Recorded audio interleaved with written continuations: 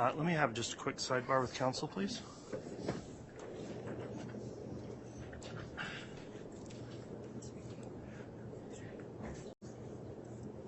All right, if we can have the jurors brought in, please.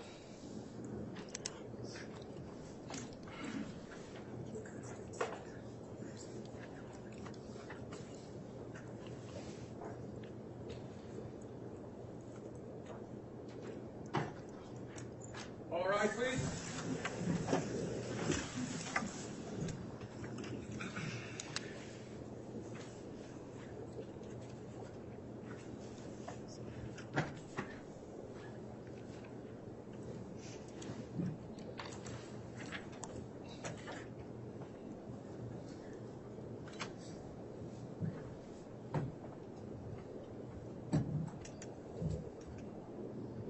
Jury's off, President Counter 4, Your Honor. Thank you. Please be seated.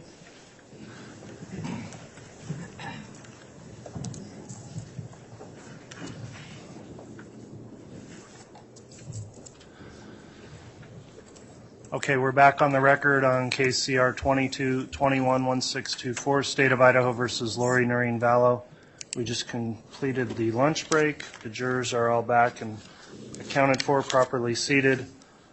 The state's going to be calling another witness here shortly. Before we do that, I'll note that I've met with counsel in a sidebar to discuss scheduling.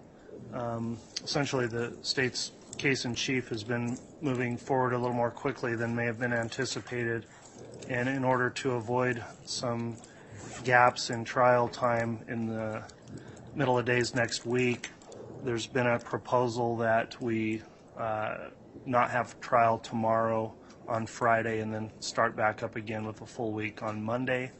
I think that's what the state's requested. Is that correct? Would somebody from the prosecution confirm that? Yes, Your Honor. The case is moving much more quickly than we thought, so it won't delay the end of the trial at all by doing that. So that's our request. Okay. Thank you, counsel. Is the defense concerned at all about having a day off tomorrow? No, Your Honor. That's fine. Okay. I appreciate you working towards that and letting the court know in advance. So for the jurors, again, we'll discuss that at the end of today, but we'll not be conducting trial tomorrow. We'll start again on Monday. That'll be our schedule moving forward. So, and as mentioned, it's not going to extend out the total time of the trial. The trial's just coming along more quickly than had been anticipated. So with that in mind, then, one other thing I'll note is there is a technical issue that's being sorted out right now, and it relates to the ability to show the demonstrative exhibits or use the overhead projector. So I'm fine with tech people in here working on that as we go, because we're here with some witness testimony we can commence with. If that's reset, we'll let you know. If we need to take a pause while they work on that in order to show exhibits, we'll deal with that when it comes. So with that in mind, then, let's see, Mr. Rammel, I think you're going to be calling the next witness. Is that correct? Yes, Your Honor. Okay. If you'd like to call your next witness, you can do so. Thank you, Judge. The state would call Detective Bruce Mattingly.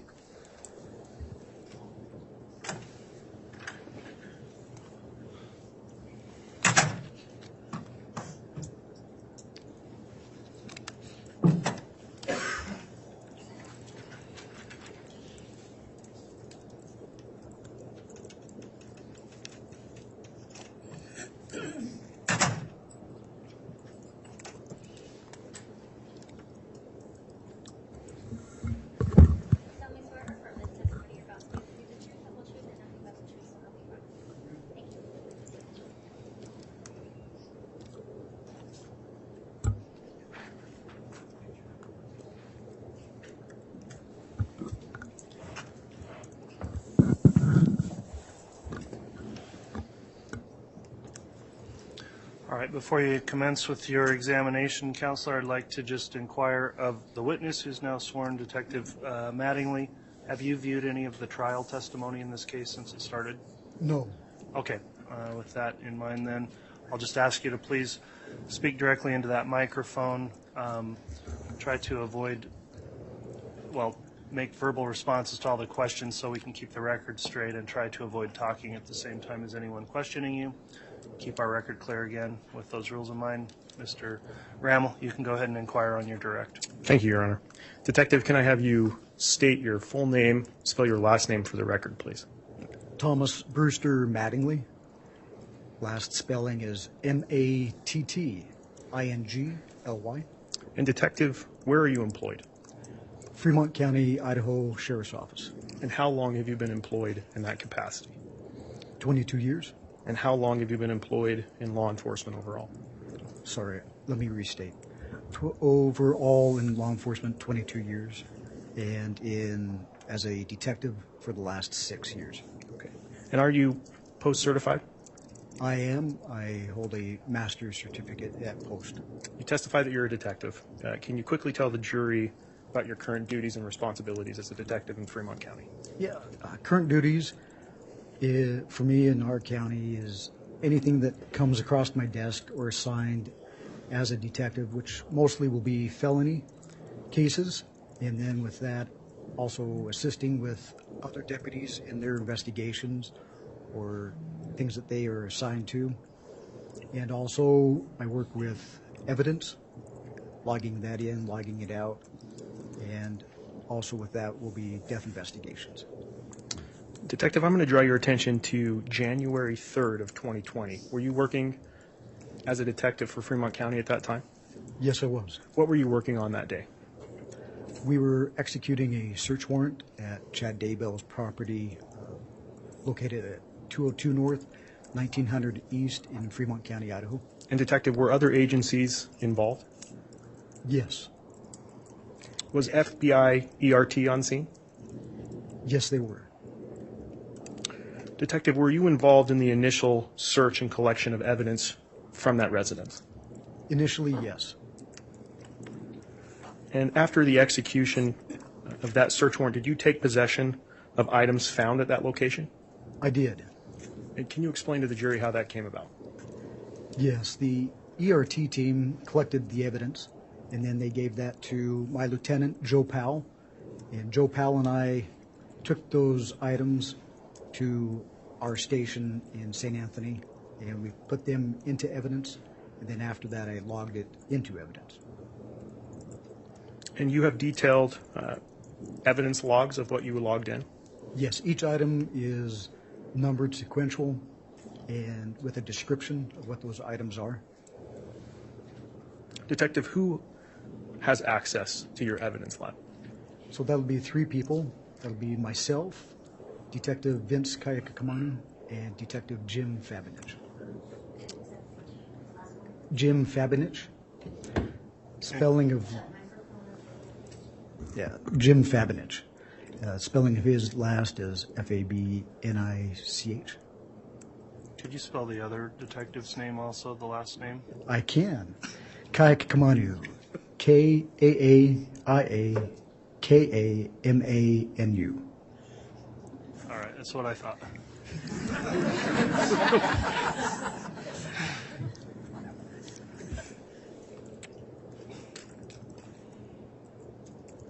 Detective, on a later date, did you take additional action with items that were booked into evidence on January 3rd of 2020? I did. What was that? So on January 15th, I took the items that the electronic items that we had taken from that location to Salt Lake, to the IWR CFL, which is the Intermountain West Regional Computer Forensic Laboratory. And were those the same items or the same electronic items that you booked into evidence on January 3rd, 2020? They were the same. How do you know? From the property log, they were the same ones that I had taken and submitted into evidence, and so I knew which ones needed to be taken, and I just followed the same property log that was associated with that search warrant to be searched. And Detective, were they transported by vehicle? They were. I transported those. And during that transportation, did any of those items ever leave your custody and control? No, they did not. What did you do after arriving at the Regional Computer Forensic Lab?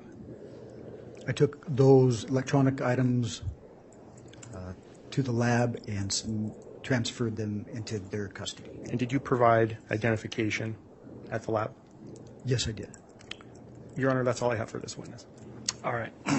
Any cross-examination? No, Your Honor. All right. Thank you, Detective Mattingly. That'll conclude your testimony this afternoon.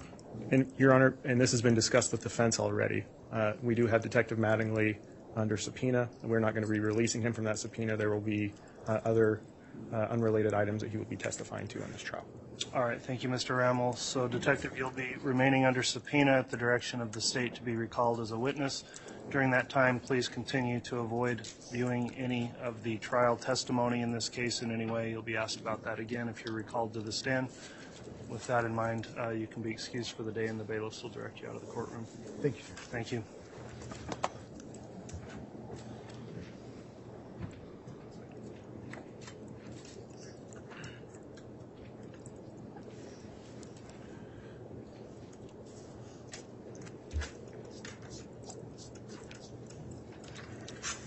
Mr. Hamill, you can call your next witness.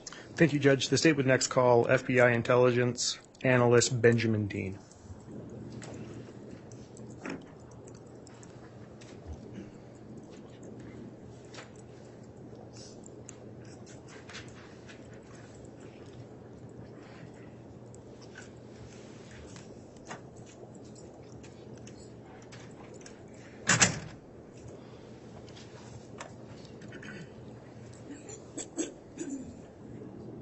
solemnly swear or affirm that the testimony you're about to give will be the truth, the whole truth, and nothing but the truth, so help you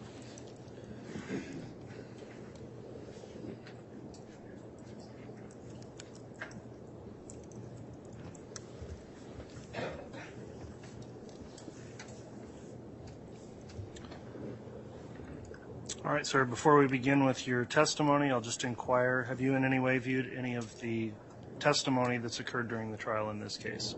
No. All right, thanks for your response. Please answer all questions verbally and avoid speaking at the same time as any attorney questioning you so we keep a clear record. With that in mind then, Mr. Rammel, you can inquire on direct. Thank you, Judge. Can I have you state your full name and spell your last name for the record, please? Benjamin Dean, D-E-A-N. And where are you employed? I'm employed with the Federal Bureau of Investigation. And how long have you worked for the FBI? Approximately 8.5 years. And what position do you currently hold with the FBI? I'm an intelligence analyst. And Mr. Dean, you're an intelligence analyst. Are you referred to as IA Dean? Yeah. And Yes, sir. I have permission to refer to you as IA Dean? Is that You okay? do. You do. Thank you. Can you briefly describe your educational, professional, and training background? Yes. Prior to joining the FBI, I obtained a bachelor's degree in foreign and area language studies. Foreign language and foreign area studies. And after joining the FBI, my first position was in the language services section, where my job was to review and report on the lawfully obtained electronic communications of case subjects in different parts of the country. Later, I became an intelligence analyst, and I attended what's called basic field training course for new analysts, and that was in Quantico, Virginia at the FBI Academy. And that training was 3 months long, and it consisted of classroom instruction, exercises, and exams that covered a range of topics, including threat analysis, analytic writing, and raw intelligence reporting. And IA Dean, what office are you currently assigned to? Salt Lake City field office. And can you tell the jury what your day-to-day responsibilities are? Yes. I work on a criminal investigative squad, and so I do often provide support to active cases, but my main job is to review information or analyze information and make assessments regarding specific threats. And so some of my daily tasks include reviewing information collected by agents out in the field or from other sources, looking for trends and patterns in that information, and writing reports or giving briefings with recommendations and findings. Do you have any specific training or experience in reviewing electronic devices? Yes. Could you share that with the jury, please? Yes, I can. So, as I previously mentioned, my work with the Language Services section of the FBI involved reviewing electronic communications of predicated case subjects from different field offices. And during that time, I attended a week-long course that was focused on best practices and techniques in monitoring and reporting on those types of records. Later, at the FBI Academy, I was trained in digital evidence collection and exploitation, as well as the use of telephone analysis software.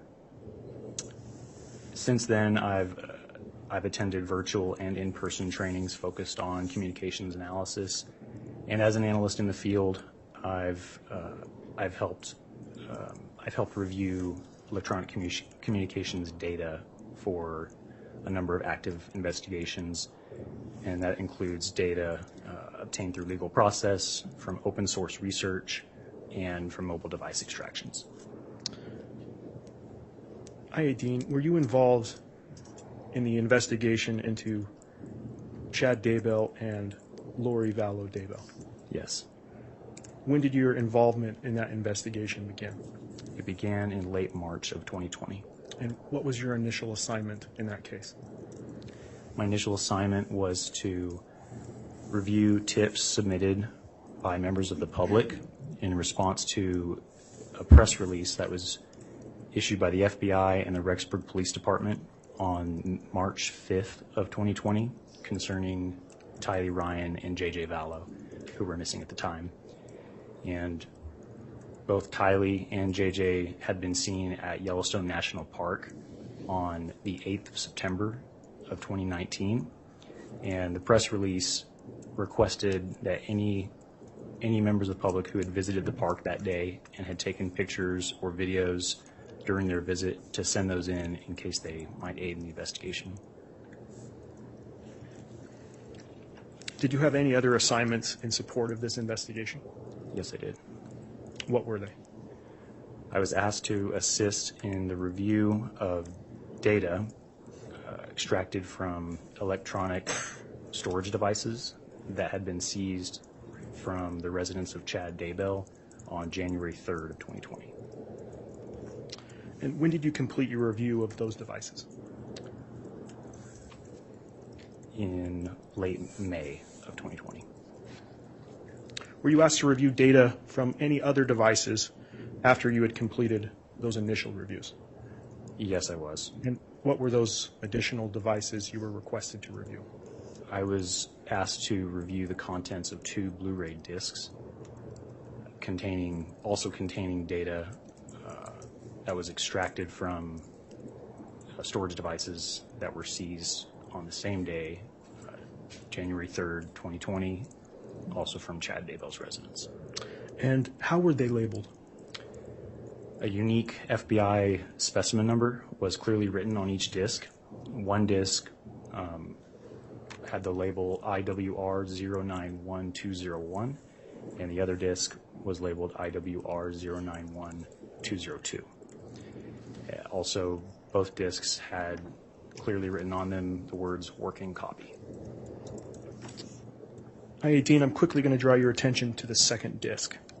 Testified IWR091202. You analyzed that disc? Yes, I did. Were you able to attribute that device to a specific user? Yes, I was. And who is that? It belonged to Seth Daybell. And are you aware throughout your investigation in this case who Seth Daybell is? Yes. And who is he? He is the son of Chad Daybell and Tammy Daybell. IA Dean, I'm going to draw your attention now to the first disc, IWR091201. Is that the disc that you began reviewing first? Yes, it is. I'm going to draw your attention to that device. Through your investigation, did you review a chain of custody document on that specific device? I did. To your knowledge, where was that device immediately prior to being provided to you on that disk? It was with the Regional Computer Forensic Laboratory in Salt Lake City. Dean, when did you begin your review of that disk? I began review of that disk on Tuesday, May 26th of 2020.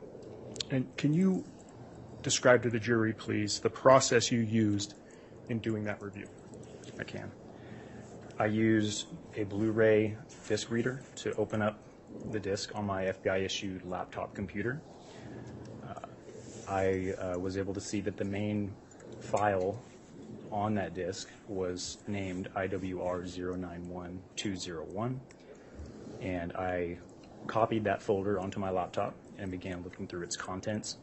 I located a subfolder with an application file named cellbrightreader.exe and also a UFDR file named IWR091201 report.ufdr.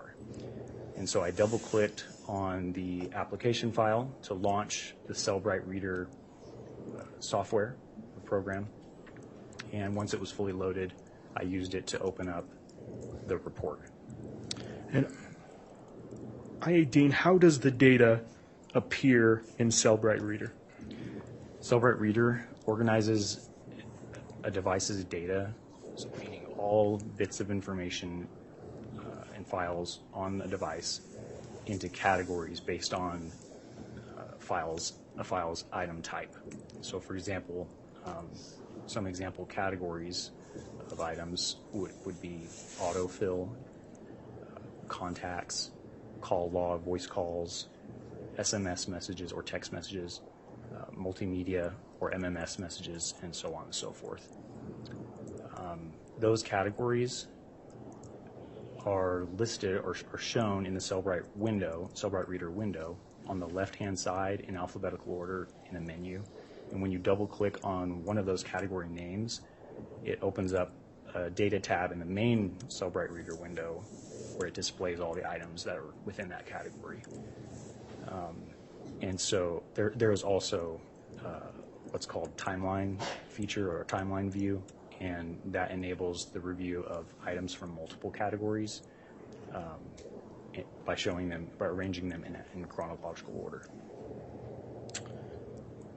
And what files types do you typically look at to determine the user of any given device? Typically, I will look to see if there's a device user listed, and if it's a cell I'll look at the phone number associated with the device or the phone. I'll also look at the content of any communication items that I can find on the device, and also if there's any images on the device, I'll look at those as well to try to determine a primary user. And Dean, did you look at those file types for this device? Yes, I did. When reviewing those items, did it become apparent to you what type of device this was and who the user of the device was? Yes, it did. It was clear to me that I was reviewing a cell phone belonging to Tammy Daybell, who was the wife of Chad Daybell. And that was clear to me for a few reasons. And can you list those reasons to the jury, please? I can. First, the device user was listed as Tammy. Second, the phone number associated with the device was the same phone number that appeared on other records and documents obtained in the investigation that was attributing that number to Tammy Daybell. There were incoming messages on the device, so text messages, multimedia messages addressed to Tammy, I should say. And there were outgoing messages on the device that were either introducing herself as Tammy or, in the case of emails, signing off as Tammy. Dean, any posts or photos that you viewed that aided in your belief that this was a device belonging to Tammy Daybell? Yes, there were. I found device notifications which alerted the user of the phone anytime there was a new Facebook post to a Facebook group named Daybells and Murs. And also, there were communications on the device with members of the Daybell family, including the Daybell children, and all of whom were named as contacts in the device. And the content of those communications suggested that the user of the device had a close family relationship with the Daybell children. Anything else? Yes, there were images on the device. There were photographs of Tammy Daybell, both by herself, with Chad Daybell, with their kids, and with their grandkids. And also, I did observe that all outgoing communications from the device, so voice calls, text messages, multimedia messages, there were no outgoing communications after the 18th of October of 2019. And why is that date significant to you? It's significant to me because I know that to be the day before first responders discovered Tammy Daybell deceased in her home. And IA Dean, for the record, do you recall the phone number associated with this device that you have attributed to Tammy Daybell? Yes. And what is that number? It is 801-669-4368. IA Dean, I want to draw your attention now to September 9th of 2019. Did Tammy Daybell's phone receive any text messages that day? Yes. Were there any messages sent to Tammy's phone that day that caught your attention? Yes, there were. And what was the phone number from which those messages were sent? 208-690-9374. And was there a contact name stored on the phone for that number? Yes, there was. And what was the contact name associated with that number? Chad. IA Dean, throughout your review of this device, have you reviewed other messages sent by the contact saved as Chad in that specific device? Yes. And based on your review of those other messages sent by this phone number, who did you believe that number belonged to? I believe it belonged to Chad Daybell based on my review of the other messages. And why is that? There are several reasons for that. First, the phone number ending in 9374 was a match for the phone number that appeared in other documents and records obtained in the investigation to that point, and associating that number as one of the phone numbers used by Chad Daybell. So that was one indicator. Also, there were group that number ending in 9374 was part of group messages found on the device with members of the Daybell family, so with the Daybell children, and the content of those communications likewise suggested that the user of that number had a close family relationship with the Daybell children. And in addition, there were text messages, or I would say the exchanges between Tammy and the user of this 9374 number indicated that they lived in the same home and that another individual named Garth also lived in the same home. Hi, Dean. I'm going to draw your attention back to messages sent on September 9th, 2019 from that specific device that caught your attention. Your Honor, may I have the witness be hand what has been marked as State's Exhibit 229? Yes. Your Honor, for the record, I have provided defense a courtesy copy and the court a courtesy copy as well. All right. Thank you, Counselor.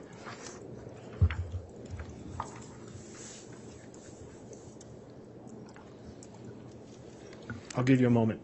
Thank you. Dean.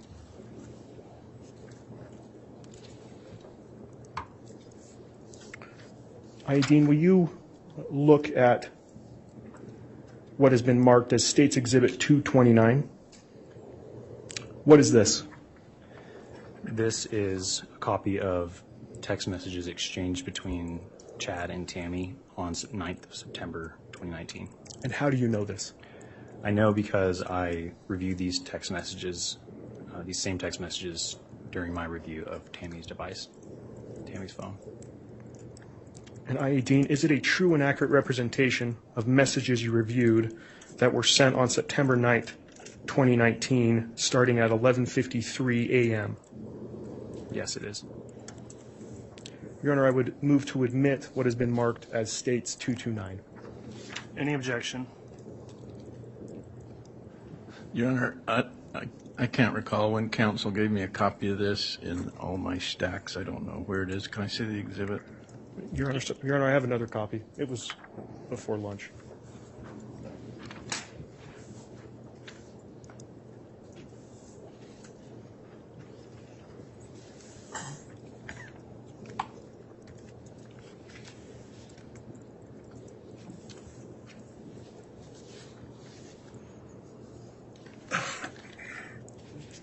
That's fine.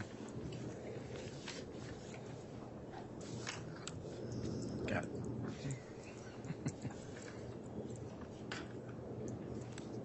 I found it. Can I have the extra copy back?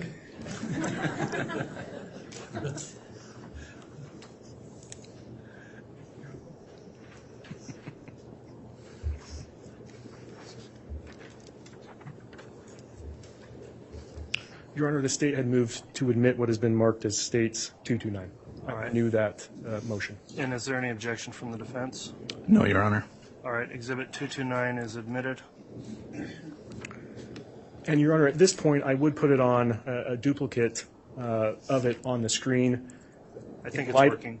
Okay, is it working? I believe so, if you want to publish it. Your Honor, do I have permission to publish a duplicate copy that defense has just reviewed? You have permission to publish the exhibit. And Not Your the Honor, copy.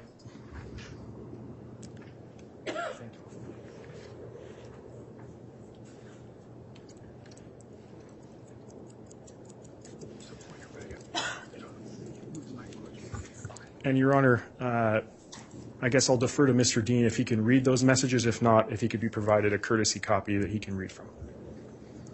All right, it's on his monitor as well. So I think Mr. Dean, are you able to read what has been marked as States Exhibit 229? Yes. Okay. Will you please read aloud the messages in this exhibit, including the timestamps and the contact name associated with these messages? Yes. So starting with the first one, 9/9/2019, 11:53:27 a.m. from Chad. Well, I've had an interesting morning. I felt I should burn all the limb debris by the fire pit before it got too soaked by the coming storms. While I did so, I spotted a big raccoon along the fence. I hurried and got my gun, and he was still walking along. I got close enough that one shot did the trick. He is now in our pet cemetery. Fun times. And the next message. 9/9/2019, 11:56:59 a.m. from Chad. Gonna shower now and then go right for a while at BYU. Love you. And the next, please. 9/9/2019, 2:47:06 p.m. to Chad. Good for you. And finally, the last message. 9/9/2019, 2:48:20 p.m. from Chad. I'm back home now. I.A. Dean, why did these messages catch your attention? The first message in particular stood out to me because it was longer and more detailed than any of the other messages exchanged between Chad and Tammy that I had found or that I would later find on the device. Generally speaking, Chad and Tammy kept their messages relatively short, to the point, and they mostly had to do with financial or logistical issues of day-to-day life, such as picking up or dropping off checks, whether or not food needed to be picked up for animals at the house or at their property, and what time one or the other was planning to get home or planning to leave the house. This message appeared to be the first and only time that I could see from everything on the device, wherein Chad texted Tammy a rather detailed and step-by-step explanation of his day's events in sort of a narrative style. And IA Dean, based on your investigation, including your initial assignment in this case, did the date of this message catch your attention? It did. Why? If you recall from earlier in my testimony, my initial assignment for this case was to review tips submitted by members of the public in response to the joint FBI Rexburg PD press release from March 5th of 2020 concerning the whereabouts of Tylee Ryan and J.J. Vallow.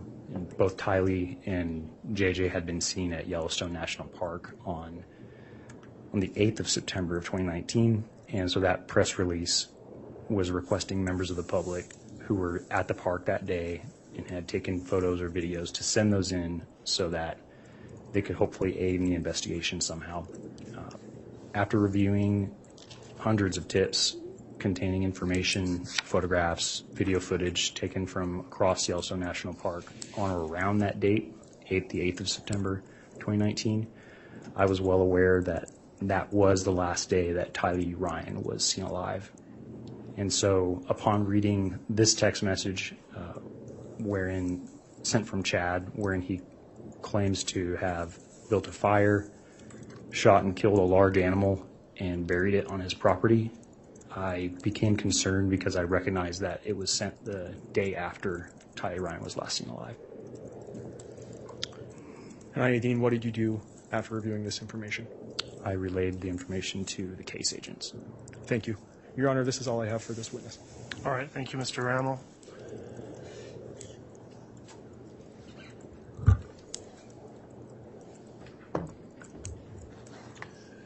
Cross-examination?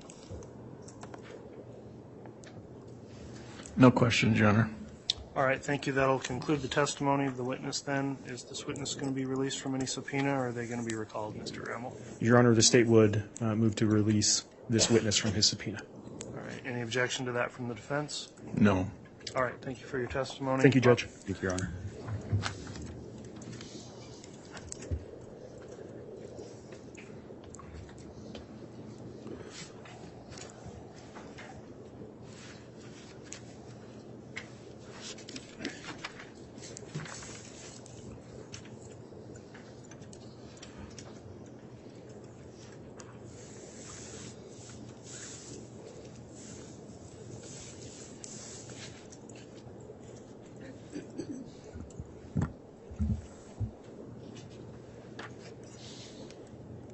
All right, does the state have a next witness to call? Yes, Your Honor, the state would call Detective Sergeant Dave Stubbs. While he's coming in, may we have a brief sidebar? I just want a couple housekeeping issues real quick. Yes.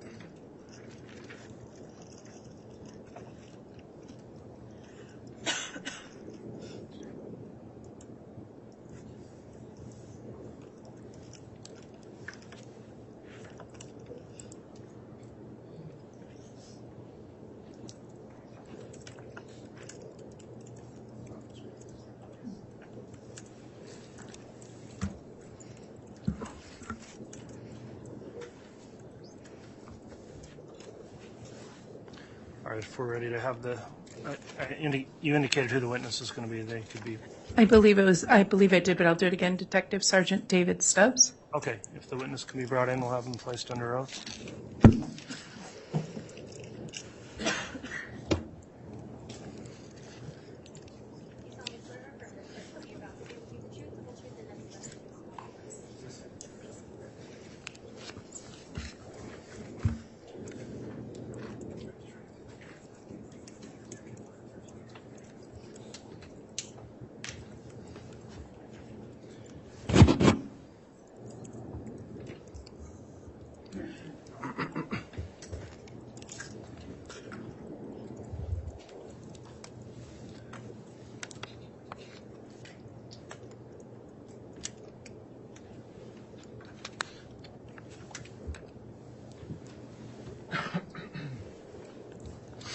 All right, before we get started with your testimony, Detective Stubbs, I'll just advise you we're making a court record here, so please avoid talking at the same time anyone else is talking. Make verbal responses to any questions you're asked. And then I'll also inquire and ask, have you reviewed or listened to or in any way seen any of the trial testimony that's taken place so far in this case? I have not. Okay, thank you for that.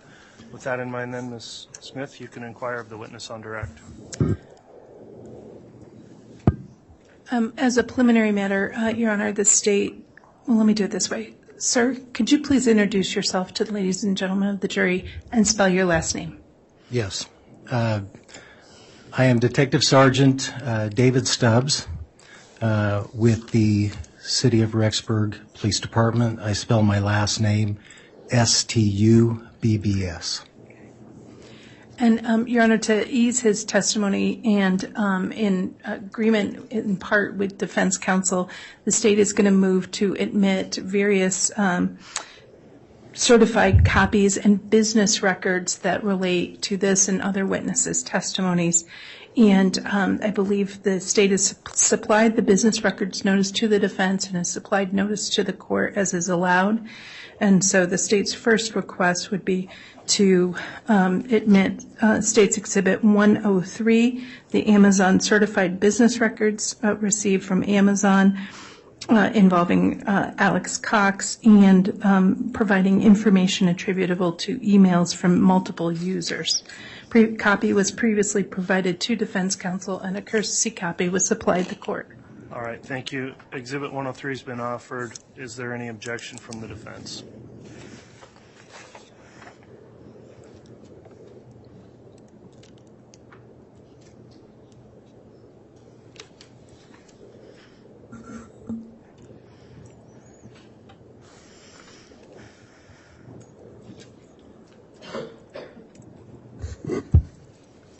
No objection. All right, 103 is admitted.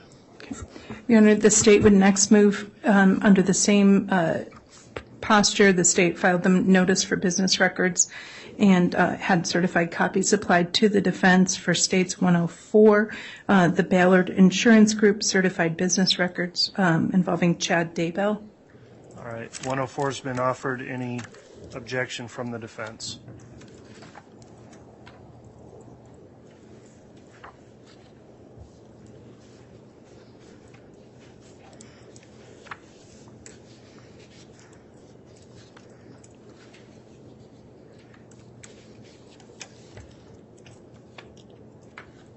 No objection. Thank you. 104 is admitted. Thank you. The state will then move to admit under the same rule that the state supplied the business records notice and supplied the certified copy with the affidavit of the custodian for State's Exhibit 105, which is the Brigham Distributing certified business records for the books and accounting for Chad Daybell, Tammy Daybell, and Spring Creek Book Company from January 1st, 2019 through July of 2022. All right, Exhibit 105's been offered. Is there any objection from the defense? No objection. 105 is admitted.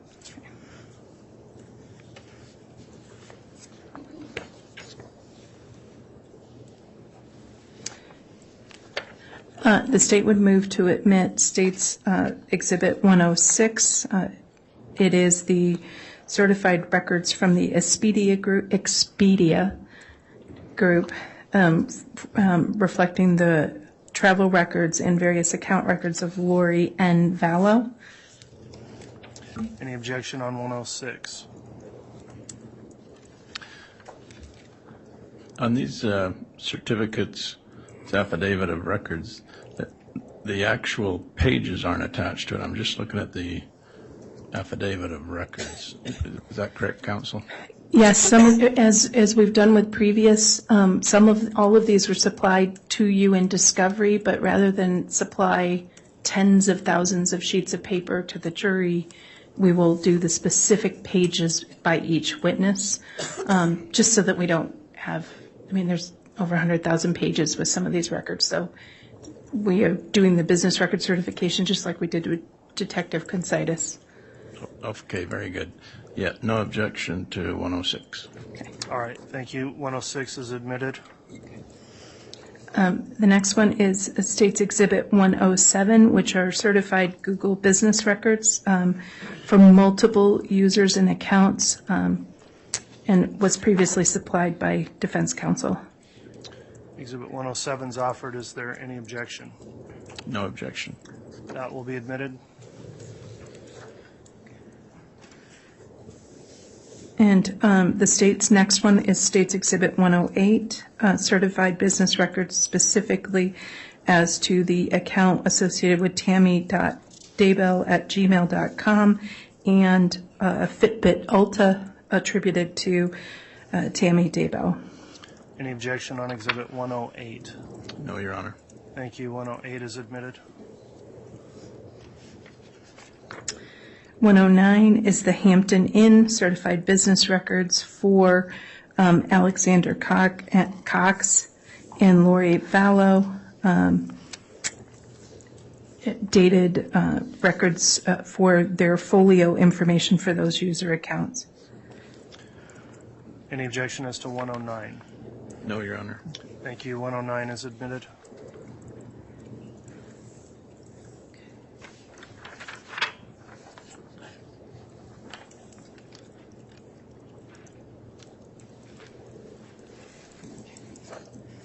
Moving forward in the exhibit list, Your Honor, the state is moving to Exhibit 123,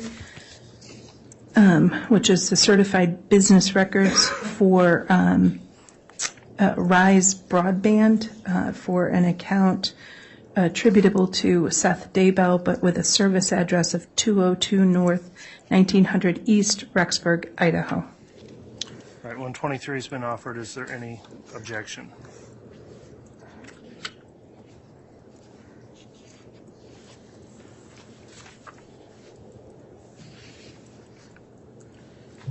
No objection. 123 is admitted then.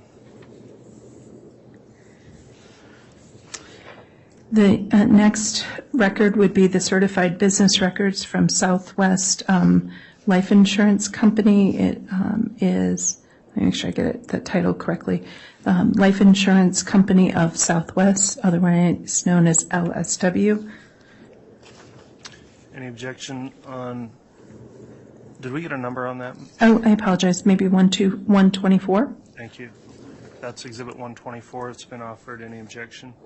No, Your Honor. 124 is admitted. The next would be a certified business records from T-Mobile for a specific account 965804123.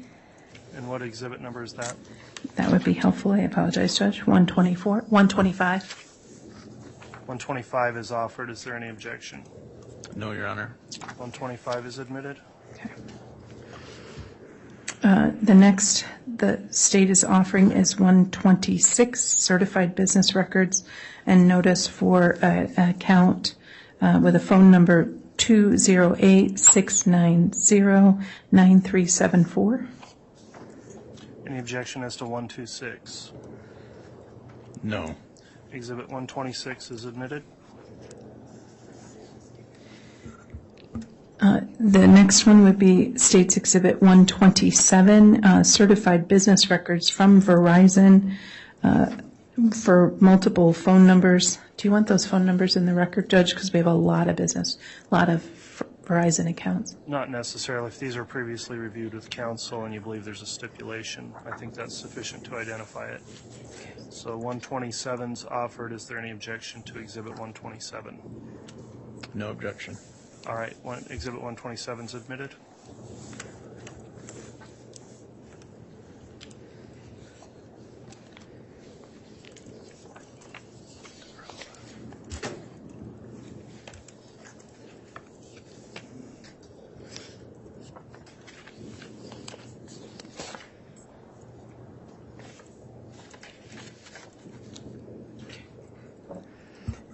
The next one, and I apologize, apparently they got out of order, would be 120, and I apologize, Judge, for Lincoln National Life Insurance Certified Business Records.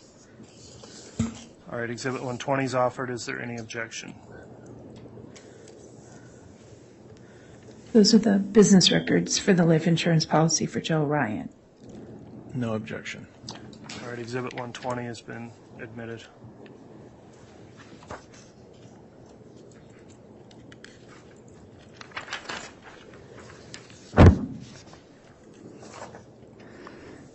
Next, the state would offer certified business records from Verizon from a search warrant 2019-42. And what was the exhibit number?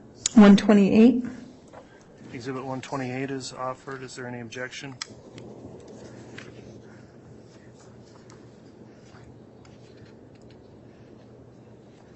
No. All right, 128 has been admitted. The next would be State's Exhibit 129, certified business records for a search warrant 2020-41. Any objection as to Exhibit 129? No. Exhibit 129 has been admitted. The next one would be State's Exhibit 130 for additional Verizon certified business records for a search warrant and associated data 2020-47. Any objection to Exhibit 130? No, Your Honor. It's admitted. The State's Exhibit 131, the business records from Verizon for phone number 801-669-4368, which would be search warrant 2020-14. I believe I said 131, but You did. okay, sorry. So Exhibit 131 is offered. Is there any objection? No, Your Honor. Exhibit 131's been admitted. Okay.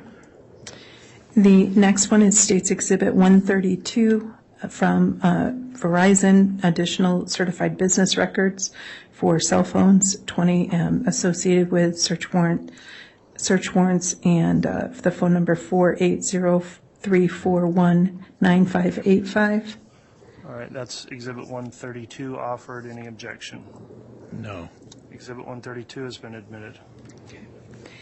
The next one would be State's Exhibit 133, additional certified business records for 4 different phone numbers attributable to and associated with some returns for 2020, search warrant 2020-28. Any objection as to Exhibit 133? No, Your Honor. That exhibit is now admitted.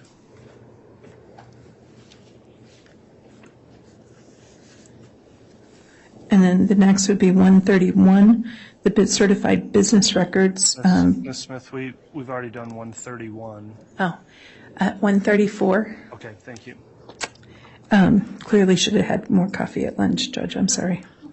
Exhibit 134, the Verizon certified business records for search warrant and 2020-46, and the records for 2 different phone numbers.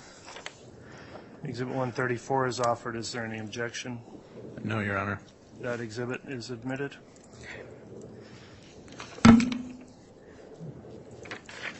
This would be a certified business records from AT&T for multiple different cell phone numbers associated with this case. and outline in a request 3002081 and previously supplied to defense counsel. And what was the exhibit number for that? 135. Exhibit 135 is now offered. Is there any objection? No. That exhibit's now admitted.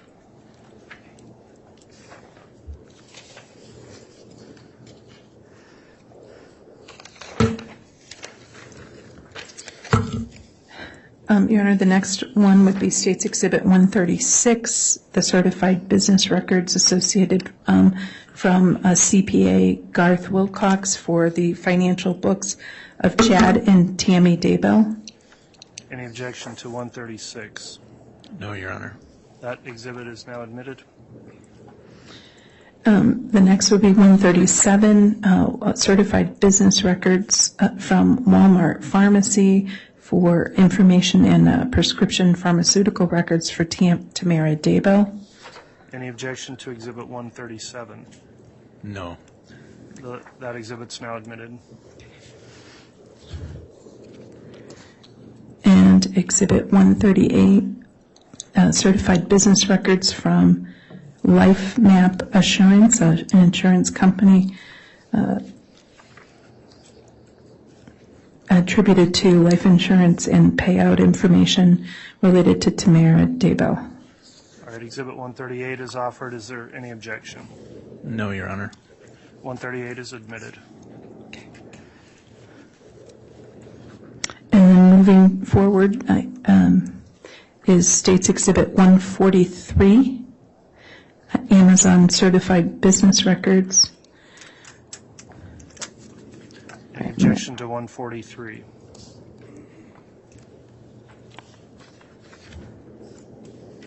Large stack. Is it just the one page or is this attached, counsel? It was attached to, I could see you had the one page. It's the larger stack. It should be attached to it. No objection, Your Honor. Okay, Exhibit 143 is now admitted. Okay. I think that's all those for now, Judge. All right, thank you, Ms. Smith. Okay. All right, ladies and gentlemen of the jury, as I mentioned before, when we have voluminous exhibits that get admitted, this is sometimes a more efficient way to submit those. They will be available for you in your consideration during deliberations, and we appreciate your patience in working through that process, which we need to do orderly to make sure the record of the case is clear.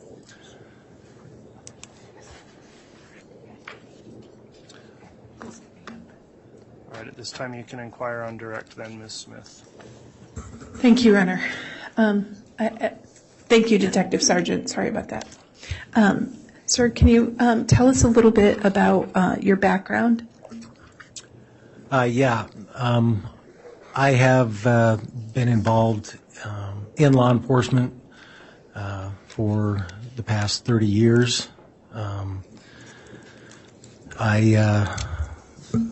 I'm the, if you will, the second line supervisor over the detective division for the Rexburg Police Department.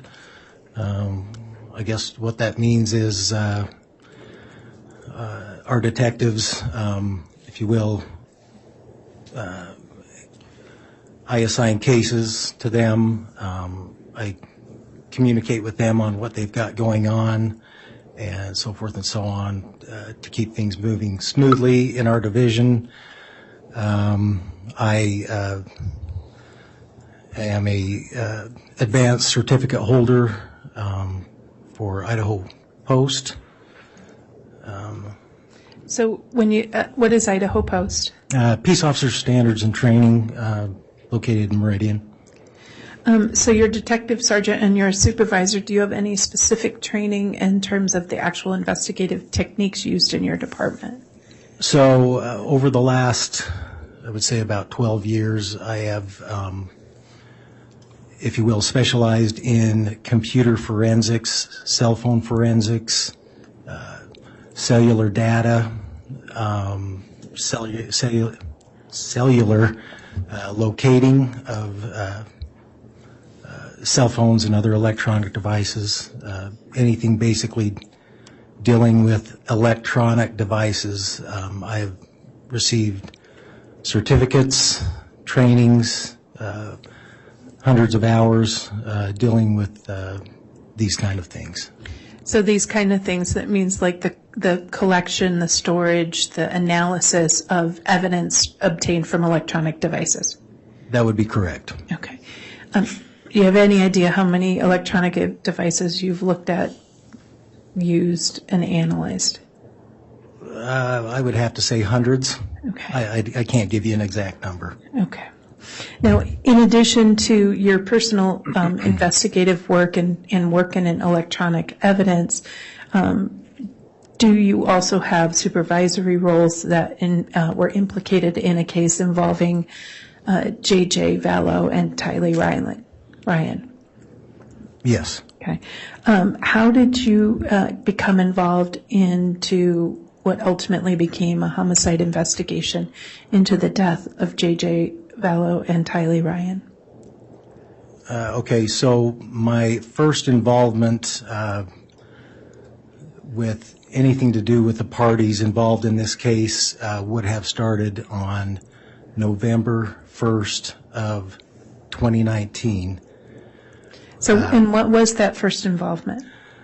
We were contacted, first of all, by Fremont County Sheriff's Office. They were requesting that they had been given information from authorities in Arizona. They were interested in finding and locating, if you will, a gray Jeep Wrangler with Texas license plates that they believed was involved in an attempted shooting in their jurisdiction in Arizona. So what did you do? Upon receiving this request, several of our officers went to the address that we were given, which would have been 565 Pioneer Road, more specifically apartment 175, where we attempted to locate the before mentioned Jeep by doing surveillance in that area. So why did you go to that particular apartment? You said you were given information. What information led you there? Information that the Jeep, the parties that would be interest in the Jeep were, I believe, 4 individuals that we were given names of. The first being Lori Vallow, Alex Cox, Chad Daybell, and Tylee Ryan. And so were those individuals people of interest in connection to this Jeep? Yes. So once you had those names and that address, what process did you and the people who reported to you follow? So, as I mentioned, we went to the residence where several of us set up in different locations, doing surveillance on the apartment, hoping to discover the whereabouts of the Jeep, where at that time, throughout the day, we were unable to locate it at that time. And were you eventually able to locate it? Not on that date. It was located on November 4th. So from around November 1st through November 4th, did you also look for the individuals that you were given names of? Yes. Okay. Is that commonly called, did you do surveillance looking for those people? Yes, we did surveillance. Okay. Did you ever see any of those individuals? So at one point in the afternoon of that day, I witnessed Lori Vallow and Chad Daybell enter a blue Subaru car and leave the residence. At this time, because we hadn't found the Jeep, our philosophy was maybe if we were to follow them, they would lead us to where the Jeep was located. And so we continued to follow them, hoping to find the Jeep. And who's we? So there were different officers throughout the day, but actually the ones who followed them, which ultimately ended us up in the town of Idaho Falls, there was myself, Joe Powell, and that's right there. Other officers? Another Fremont officer. Okay. And so as you followed them, who did you follow? We followed the blue car, which the occupants were Chad Daybell and Lori Vallow. Okay. And did you take any photographs of them? I did. We followed them to Idaho Falls. They made a couple stops, a Mountain America Credit Union, and after they left there, they proceeded through the parking lot to the adjacent business, which would have been Hobby Lobby. And at that time, I parked a short ways away from them, and I watched the two of them exit the car, walk through the parking lot together into Hobby Lobby. I had moved my exhibits over there, so let me grab them so that they're not.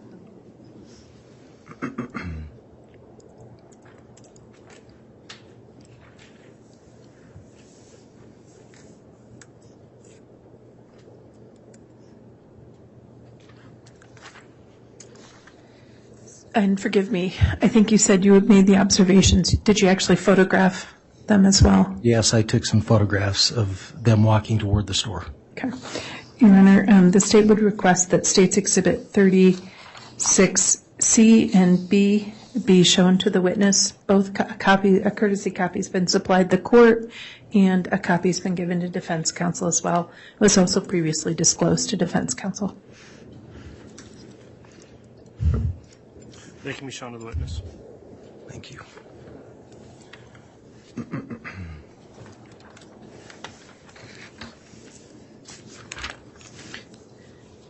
With that, we can't show the jury yet, but do you recognize States Exhibit 36B and C? Yes, I do. Okay. What are they? These would be copies of the photographs that I took of the two individuals entering the store. Okay. And what date? This would have been November 1st, 2019. Okay. Your Honor, move for the admission of States Exhibit 36B and C. Any objection? No. Okay. Exhibits 36B and C are both admitted. Okay. Request permission to publish, Your Honor. They may be published.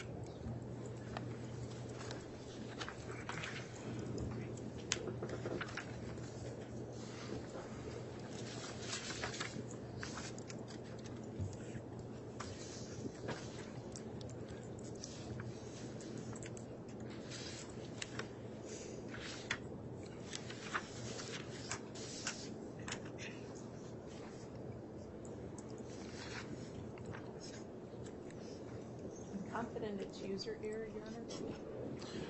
We'll check. We have had an issue, so let's make sure. What's that? I don't need the computer. I was just making sure it wasn't. Oh, yeah. Sorry, no name.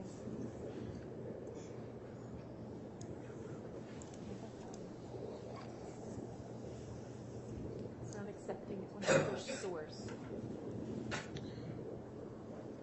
There we go. All right. I just need to be more patient. Let me show you what has been marked is States Exhibit 36B. Can you describe this for us and tell us what your observations were? Yes, so in this photograph, I was inside of my car, took this photograph out of my windshield. This would be Chad Daybell and Lori Vallow as they were walking into the store. My observations were they were walking, they were holding hands and at times talking, and I witnessed Lori at times was placing her head on his shoulder as they walked toward the store. And what are we seeing in 36C? This would just be as I was approaching them through the parking lot and I was getting closer to them.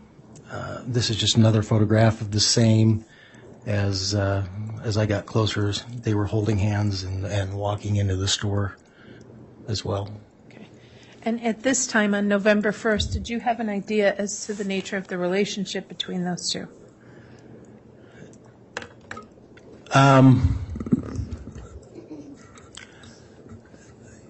I had been told that they had possibly been together. Okay. And so you indicated that the Jeep itself was later found? Yes, 3 days later, on the 4th, which was a Monday, it was located at that residence, the before-mentioned residence. In which particular apartment? In the parking lot outside of apartment 175. Okay. And when it was located, was that vehicle seized?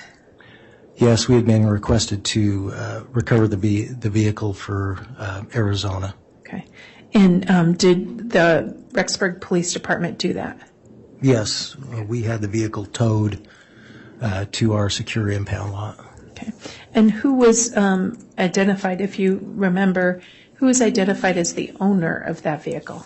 I believe the owner, at least on the registration, was Joe Ryan and Tylee Ryan. Okay. And so on November 4th, when the car is towed, did anybody call the police looking for the car? So from that time until really my next encounter with them, there were no inquiries as to where the car had gone. We had even tried to reach out and say that we had taken the car, but were not able to get a hold of anybody, and nor did anyone inquire that their vehicle was missing. Okay. And Tylee Ryan was a teenager, and it was known to be her car? Yes, it was known to be what she would drive. Now, you said your next encounter with them. What was the next encounter with them? So after this encounter involving the Jeep, again on August 26th, we had received information. I'm sorry, what date? September 26th, we had received information that a child. I'll object, Your Honor, hearsay. That'll be sustained. Okay.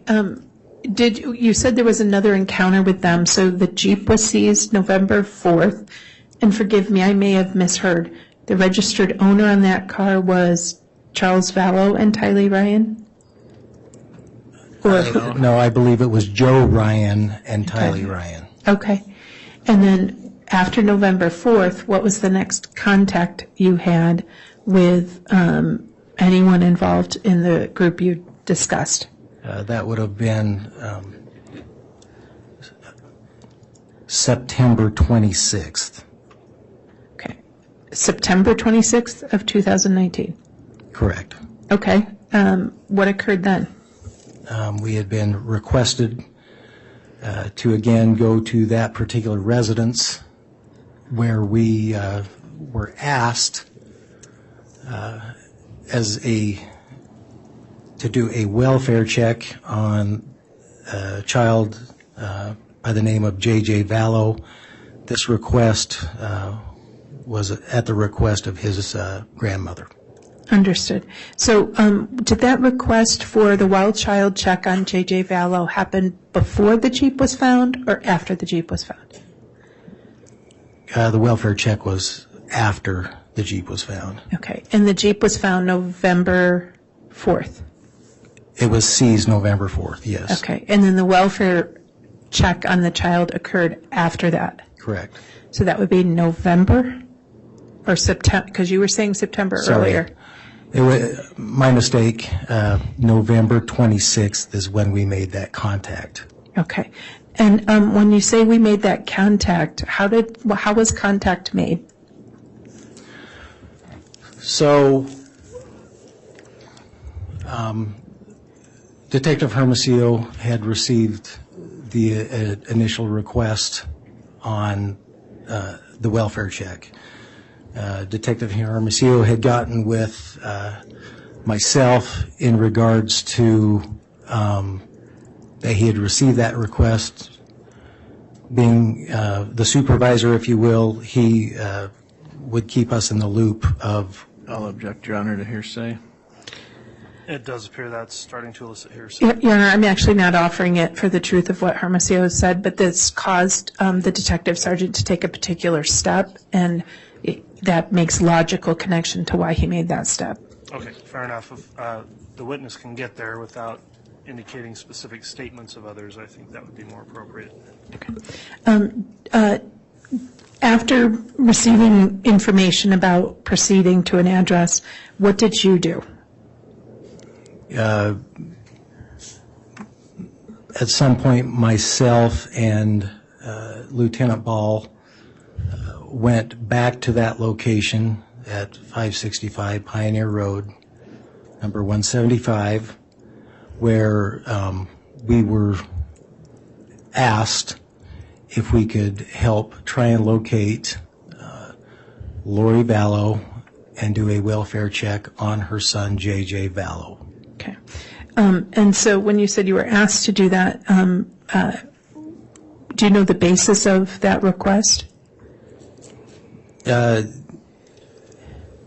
know that Detective Hermosillo and Detective Hope had gone over that location trying to inquire about JJ. I'll object, Your Honor. Yeah, and I can move on. I'm trying to get there. I'll get around it. Thanks. Let me ask it in a different way. So without saying what somebody told you, why did you go to that address at 175? We were requested to do so to help with locating the child, J.J. Vallow. Is it typical for the lieutenant and the sergeant to go on those calls? It would be, yes. Okay. And so once you guys got there, what did you find? At that time, we made contact, or we knocked on the door of apartment 175 to make contact with Lori Vallow with the objective of doing a welfare check on J.J. Vallow. Okay. And once you got to that location, were you able to make contact with Lori Vallow? Yes, we were. Okay.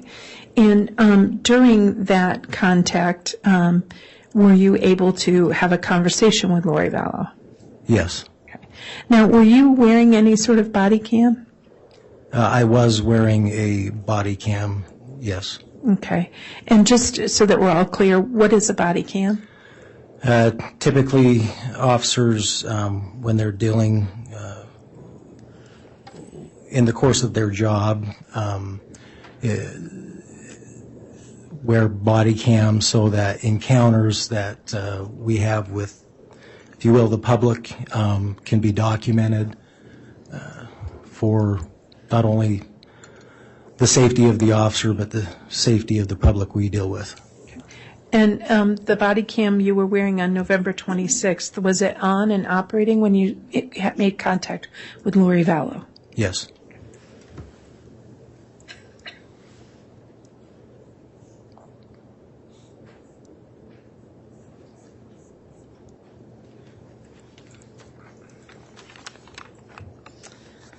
And in anticipation of testifying today, did you review or prepare and review a thumb drive with a copy of that recording?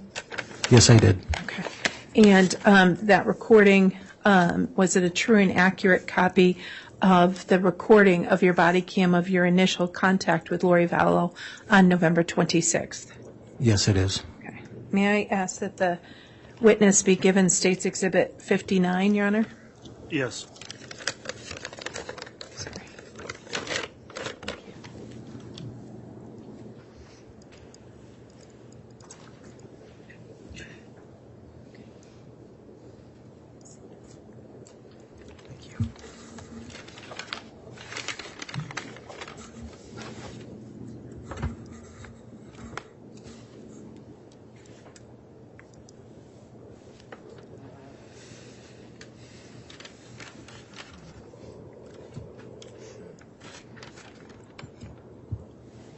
Do you recognize State's Exhibit 59?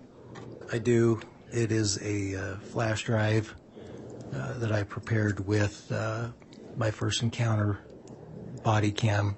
Also has my handwriting on it. Okay. Your Honor, I move for the admission of State's Exhibit 59. Any objection?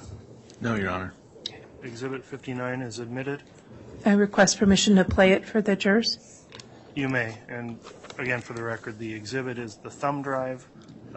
It contains that, only the one file on the thumb drive, is that correct? Yes, Your Honor. Okay, thank you for clarifying that. Okay,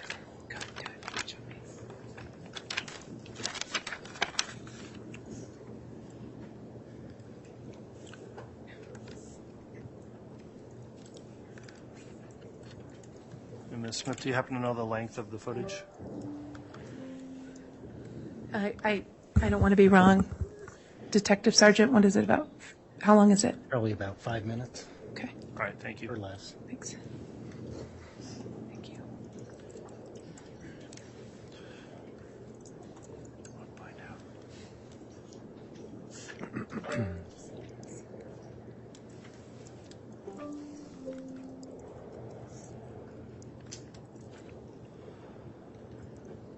Yeah, I know the court didn't.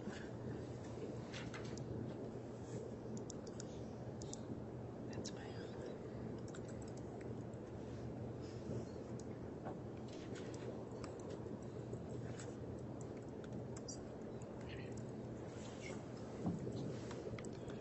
You're on the wrong thumb drive. Thank you.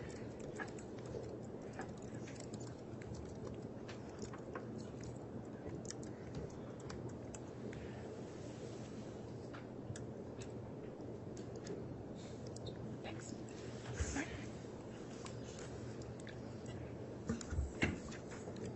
I think we're ready, Judge. Thanks. Very well, you can publish that. Yes.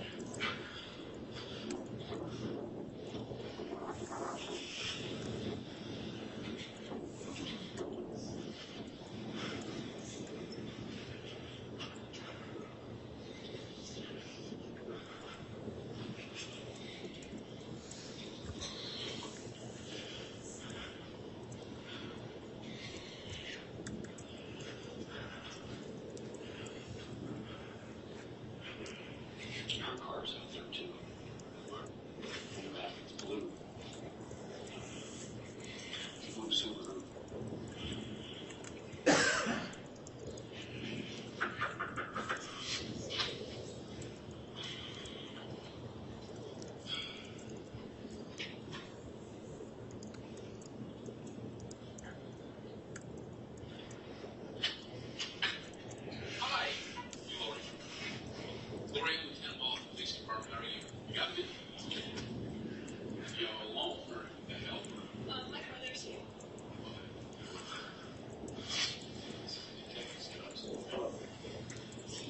So, we're here. Yes, I just talked to the guy on the phone. What are you asking? He was just saying that he wanted to do a well check on the game. So, what would you have to do if you were? He's in Arizona. Who's he with there? He's with one of my friends in Arizona. Oh, you got a notepad? No. No. Come here. Mind if he comes with? Oh, So, all right. who's the friend he's with? My friend Melanie. Her son has autism. Her name's Melanie. I gave him all the information. Okay, so he calls him.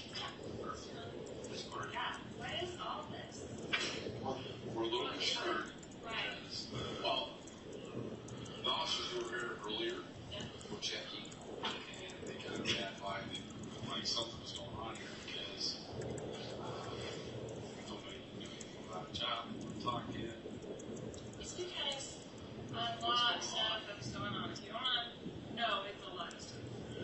So, Well, that's why we're concerned because it just was kind of weird. it is very weird. I've had to move around a lot. One of my brothers is trying to kill me. Not the brother that was here. Obviously, he's kind of my protector. My other brother was in with my husband who was trying to kill me for my $2 million life insurance. Now, With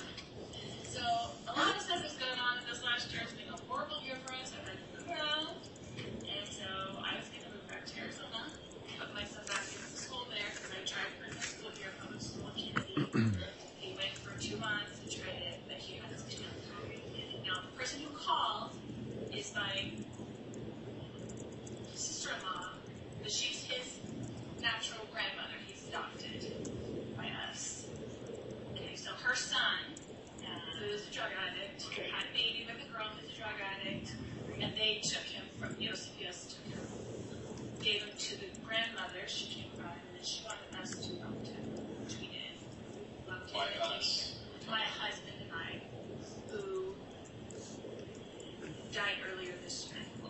He passed away. Since he passed away, she's been trying to fight me for him and being really horrible to me and that kind of stuff.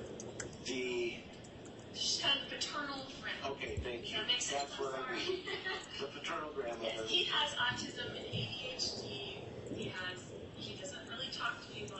Like he's very special needs. So I have him in a special needs school there. She was trying to. So what happened was, my husband, who we were married for 18 years and have raised all these 5 kids together, switched his life insurance policy to her, right? To his sister, who got $1 million when he died, and we got nothing. For me to raise JJ, and all the kids got nothing, and everybody got nothing. She got $1 million. So I knew she was going to try to sue me for him, or yeah, because she now has this $1 million, so she can hire people to help him, and I have nothing. But you have legal custody. He's my son. I adopted him. Right. He's 2 years. We had him from the time he was 8 months old till 2 years old. So she does nothing that wants to cause me trouble. So I don't tell people the truth about where we're going or what we're doing because of those reasons. So I look like a suspect, but I am not a good person. I've raised all of my kids. I've done everything that I'm supposed to do in life. But everyone is causing me trouble right now. So We don't want to cause a lot of trouble. How long have you been here? we only been here since September. Okay. We moved up here in September. My daughter had gone to BYUI. Your daughter goes to BYU. Yeah. Does she live here? So it's been a nightmare. But I'm going to go back to Arizona so I can put her back in the special needs school. You can do the school here. It's too hard for him. He can scream, cry, take him to school. The principal would have to come out and try to drag him out of the car. Like, it's too hard. I just don't tell people where I am. I don't tell her where I am ever. She doesn't have any legal rights to anything. Like, she's been horrible to me since I was a guy. My understanding, she never called me to try to get the child. You know, hey, I'm interested in the child back. You know, but Yeah, that. but she sends me these emails, like, the date, and, like she's putting up court stuff, you know, like, she's documenting, and I haven't heard from him in all this time, and so I've told her that he's going to do it. See, we hadn't heard any of that as far as, I'm just saying she's doing this as part of that, is my understanding. and our only concern in this whole thing Is that he's fine. is the child. I got it. And so that's where we're at on the, and then So we I were just a called little her. weirded out when, you know, and I understand now that we've heard your side of the story. It's awful. I feel like I'm being tracked all the time. I'm like, why are police coming to my door? What did I do? They said you're out visiting 2 guys, and I assume one's your brother. Who was this? Yeah. Who was the other one? The other guy that was. There were 2. Well, we had 2 detectives over here trying to, Looking for you a little while ago. Oh, because I was at the store. and they ran into. Well, probably one of your brothers. In My the brother bathroom. and his friend, probably. Who's And then that? with me, Chad. Chad Brown. What's his last name? Okay. All right. It's just a mess that is constantly causing me trouble. Chad Daybell. He's an author. Doesn't he live like out in the? He's not the Chad Daybell. Didn't his wife pass away recently? Is that him? I don't know, But it is. D-A-Y-B-E. but it sounds familiar as an offer. He's got a couple of daughters. He has lots of kids. Okay. All right. What? Do you need anything else? Sorry to bother you. Thank you. We don't mean to be a I'm problem. sorry that people are constantly knocking on my door and looking for me, and I just don't want to be found. So. I mean, you had problems with that. What we had. Well, the reason I'm living is because the brother that was going to kill me that found emails and texts with my ex-husband, my husband at the time, kept showing up here, so he found out where I was. He was knocking on my door. No, this was your brother? He showed up here and was knocking on your door. He lives in Kansas. And you said something about you were getting threatening emails? Well, no. Just after my husband passed, I found emails and texts between them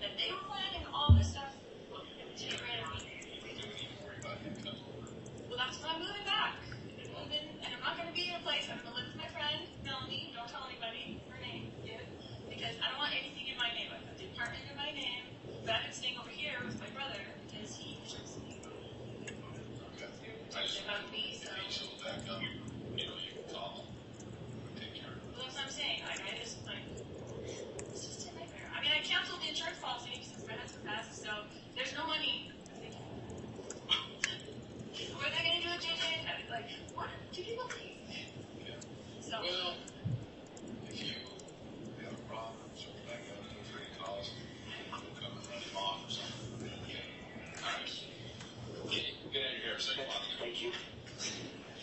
See ya.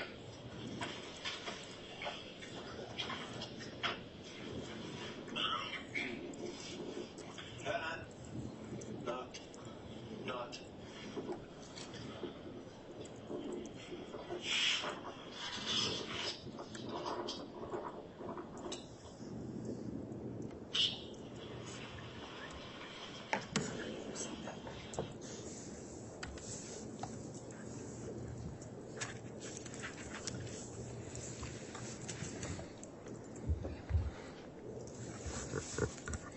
So, Detective Sergeant, Judge, at what point do you want to do a lunch break? Do you want me to finish this part? I mean, not lunch break, an mid-afternoon break. I think anytime now in the next 5 or 10 minutes would be fine, or now if you'd like. Well, I can finish this section and then there will be another video to play so we can break between the two. Let's do that. Okay, thank you, Judge. So what parts of that conversation stood out to you that caused you to take additional steps? So at this time, when we made this contact with Lori, there were certain things that I knew already. First being that when we addressed Chad Daybell, she referred to Chad as her brother's friend. However, at this time, number one, I had seen the two of them affectionate together in the parking lot of Hobby Lobby. Number two, at this time, we also knew that they had previously been married.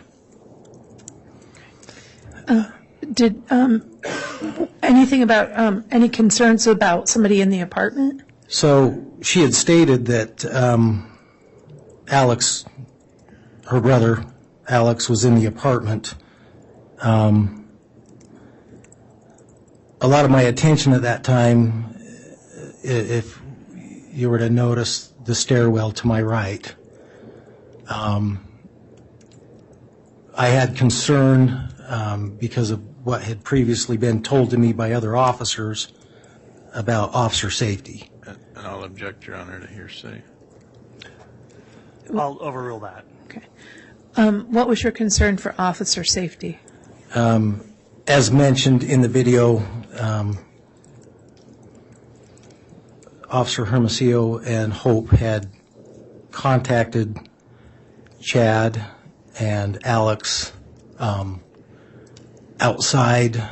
They were concerned with the answers that were given to them. I'll object, Your Honor, to hearsay. If I can connect, the next question is, what was it about you that led you to be, that led you to be concerned for officer safety in the apartment that we saw in the video?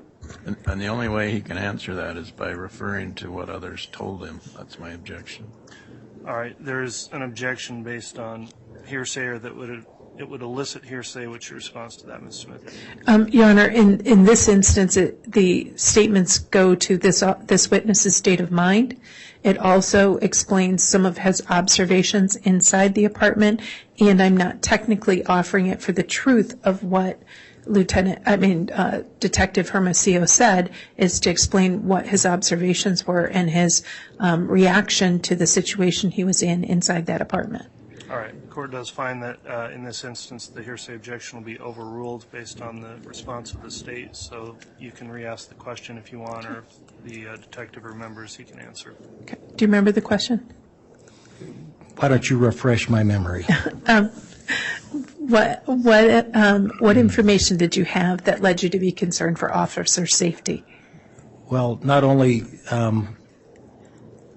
were we dealing with a situation where there one of these individuals possibly was involved in an attempted shooting in Arizona was one of our concerns that for officer safety.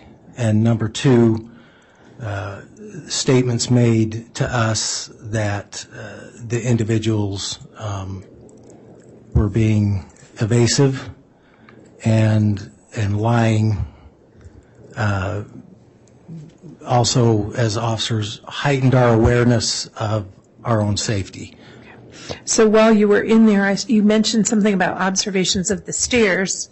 What were your observations of the stairs? Well, one of the other odd things that I felt at that time, Lori said that her brother was there.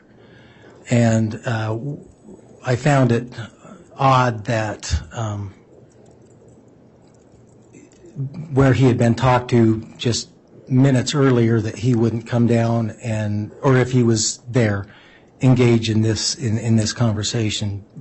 But my attention was drawn because at the top of the stairs I could see movement, whether there was a window or a light that was reflecting, and I could see movement as it moved back and forth off the reflection of a wall. And at that time I was concerned for safety if someone was to come down and try and surprise us. And so at the end of the conversation, there was something about follow-up that was going to be done? When you left Lori Vallow's apartment that day at that first visit, what information where is law enforcement going to act on? So she expressed when we talked to her that she had given the information by phone to one of my coworkers to how to contact her friend Melanie Gibb, who she claimed JJ was with, and work out some kind of a welfare check so we could check on the safety of the child. Okay. And so at that point, that's when you and Lieutenant Ball, and who else was in that video from the law enforcement end? That would have been Officer Kellen Wetton. Okay. So that's when you, Officer Wetton, and Lieutenant Ball left under the belief that there was going to be contact with Melanie Gibb? Yes. Okay.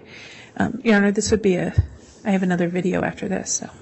Okay, let's go ahead and take our mid-afternoon break. We did take a fairly long lunch, so we'll try to shorten this one up if we can somewhat, but it does take time to get all of our jurors situated and comfortable to return, so we'll come back in just hopefully 15 minutes or so.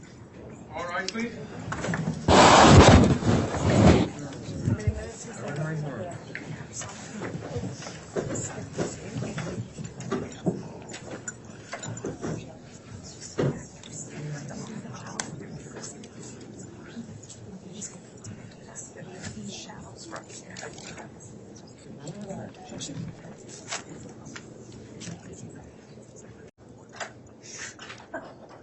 Thank you. Please be seated.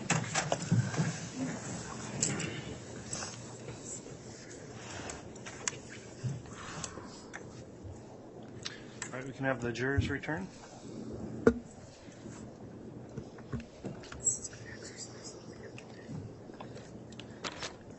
Judge, while the jurors are coming in, I ask the bailiff to give him the next exhibit, just Okay. that way it's up there? That's fine.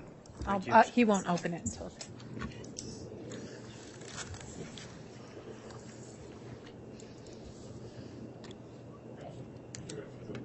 Oh, those can go to the clerk. I think we're done with those. No, those we can publish another time.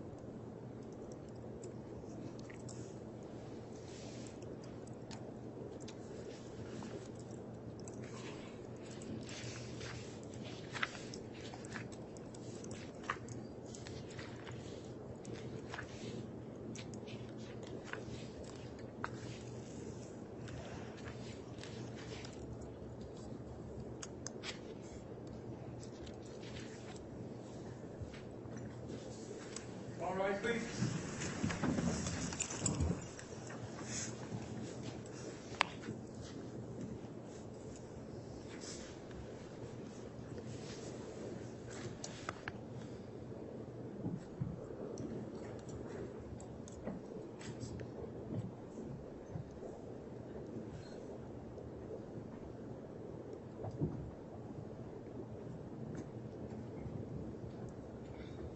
Here's our President, count for you. Thank you, Mr. Bailiff. Please be seated.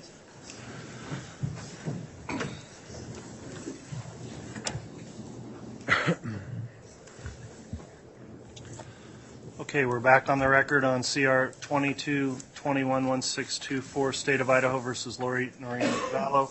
I'll remind the witness, Detective Stubbs, you're still under oath for your testimony.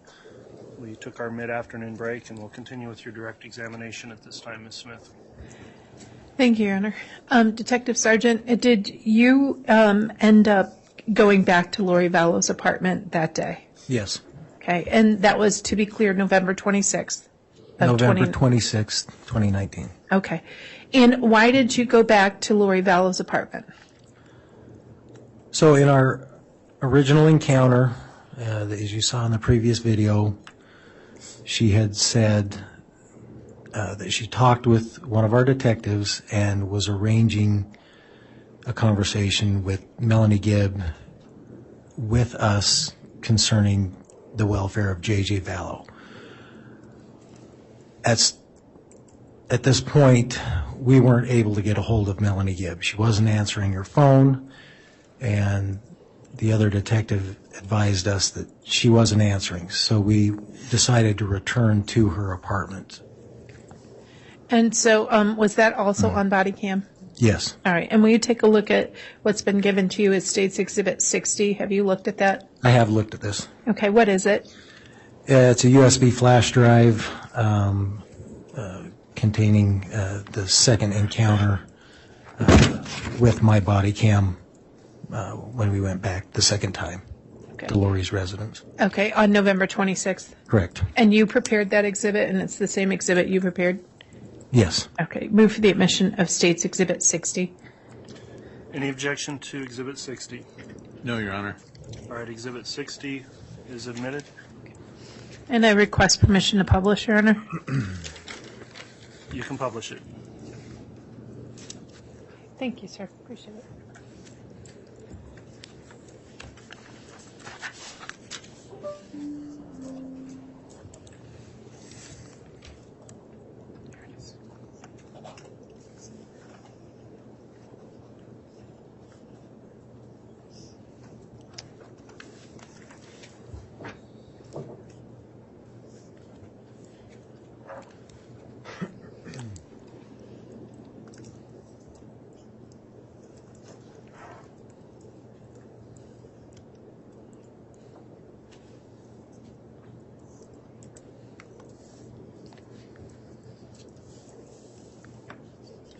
Apparently the computer freezes for me, but not for Mr. Rammel, so I'm going to ask him to do it.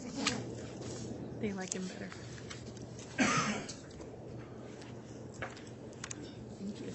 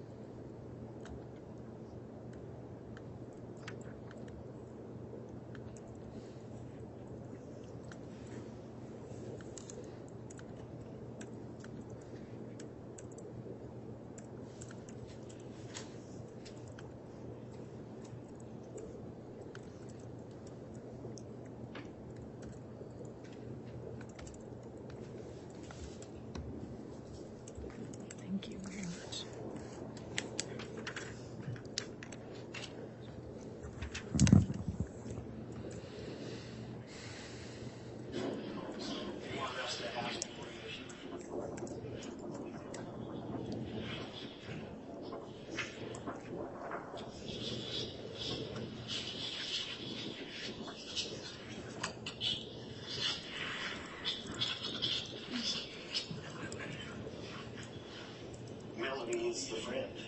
Wasn't Melanie supposed to be her daughter or his daughter? No, this was the friend that she's going back down to live with, she said. She's got a number.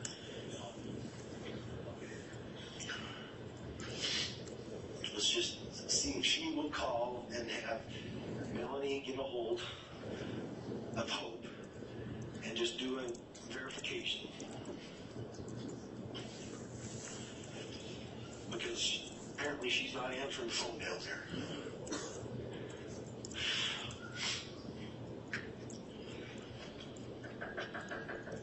Lori?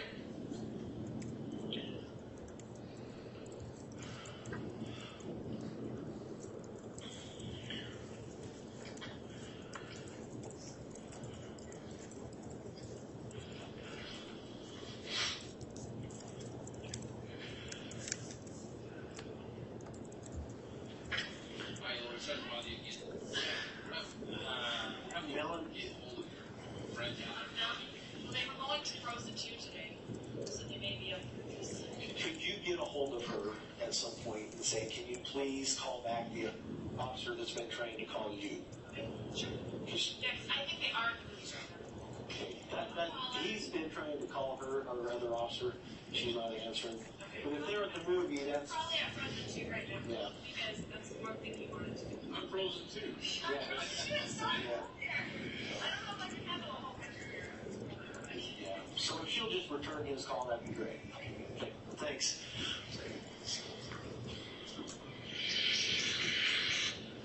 Yes, sir.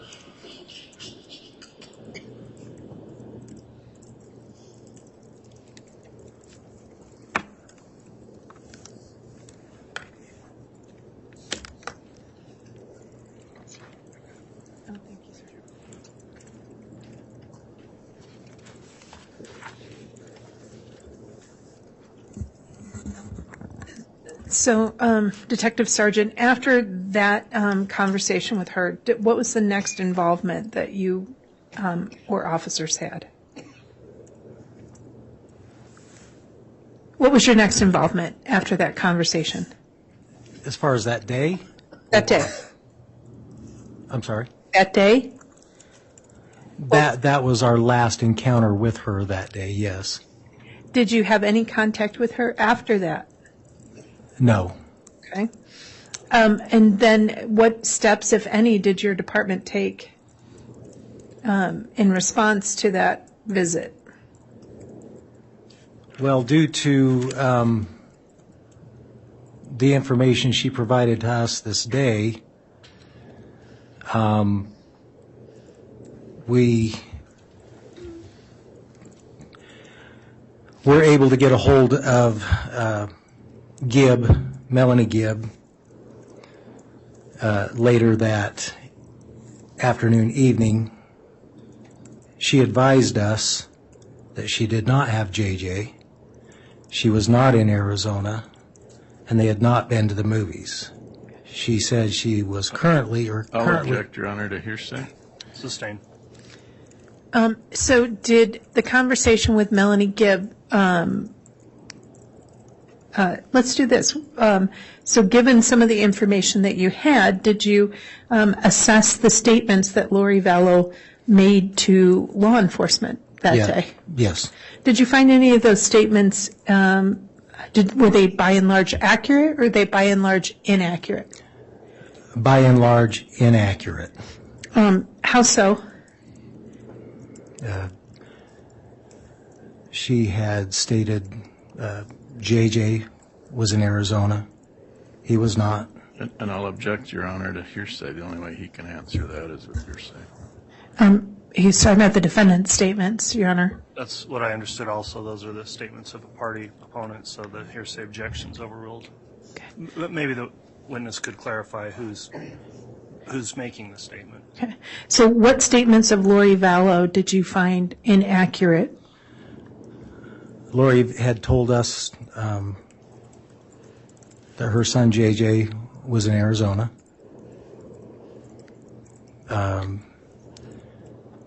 Lori Vallow had told us that her daughter was attending BYU, Idaho.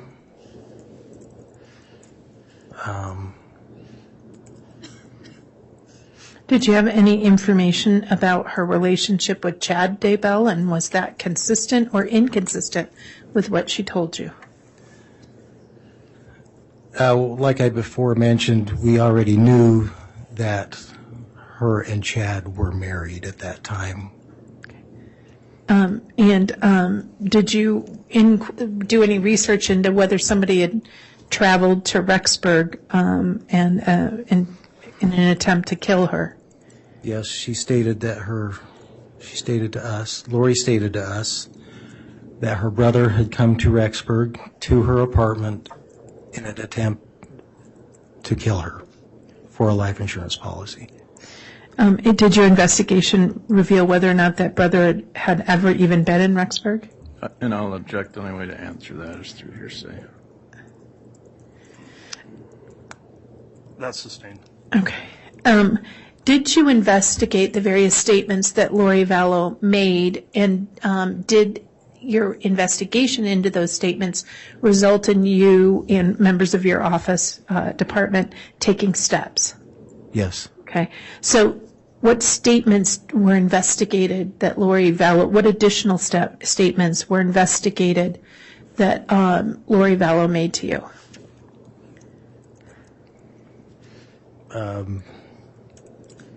If I'm understanding your question, statements of her life being in danger were looked into. Did you find any evidence to substantiate that? We did not. Okay. Did you look into whether Tylee Ryan ever enrolled at BYU? Yes. Did you find any evidence to find that Tylee Ryan enrolled at BYU? No.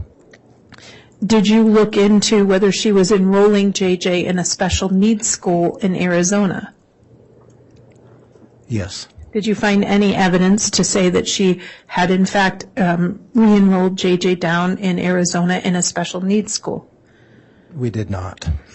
Did you find any evidence in response to her statement that the principal had to drag JJ into the school in Rexburg?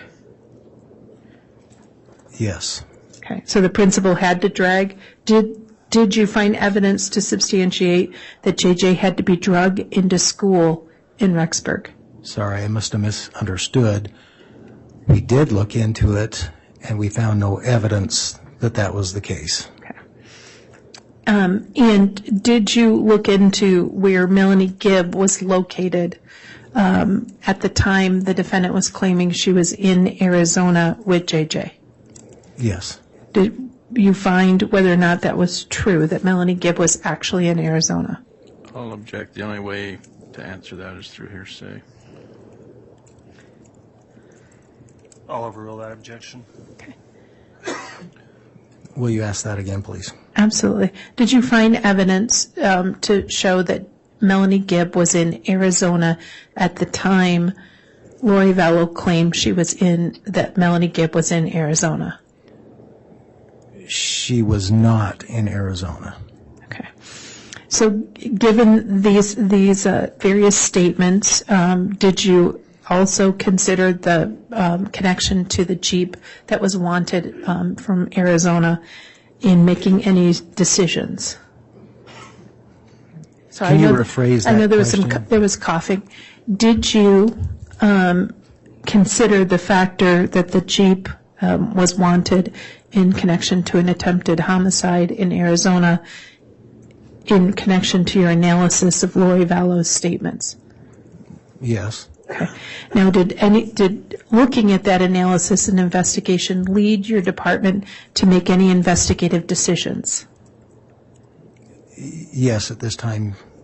What did you guys decide to do about this stuff? Due to the facts that we had discovered, which a lot of those were discovered later that evening, an effort was made to obtain a search warrant to go back to the residence and search the residence for evidence of J.J. Vallow. Okay. So did your department obtain that search warrant as to the apartment on the apartments on Pioneer Road? Yes, warrants were obtained for 3 different apartments in that complex. And what was your role in the execution of that search warrant or search warrants? Again, I was assisting officers to search those residents for evidence of J.J. Vallow. Part of my role was I did take video footage once the apartments were gone into and that they were, if you will, cleared of any danger. I went in and documented apartments 174 and 175 with video footage. All right.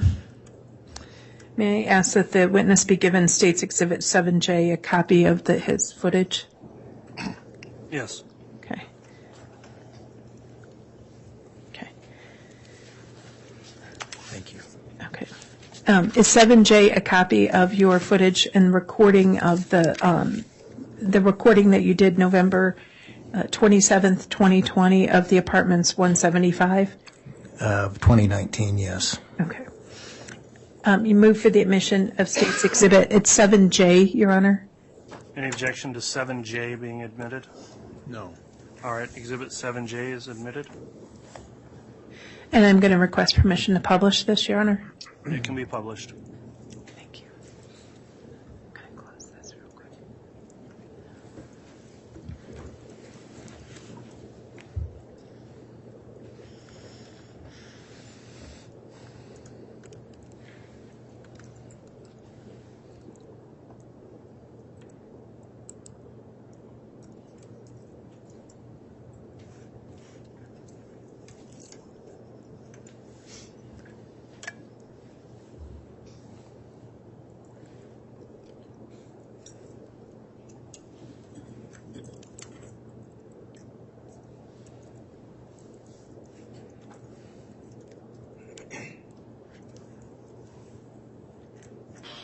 I'm videoing, I'm doing the whole house.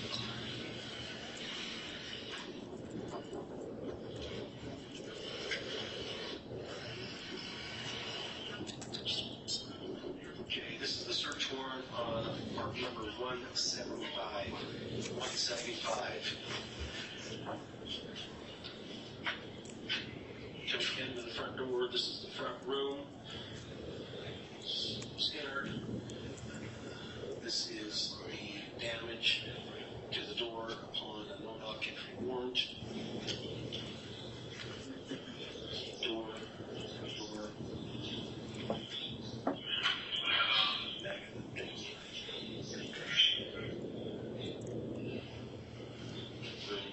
Here's the door jamb.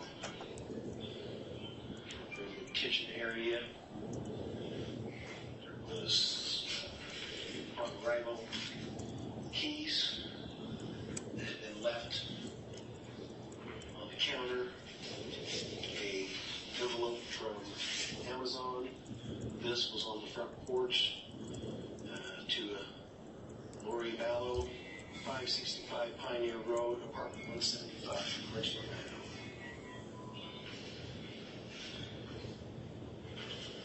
Kitchen, pantry, half bath,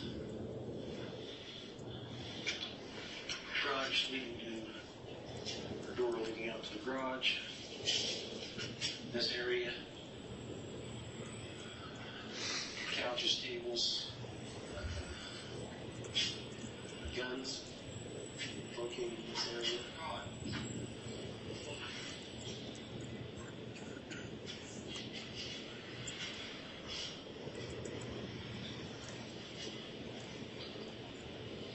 Sorry, John.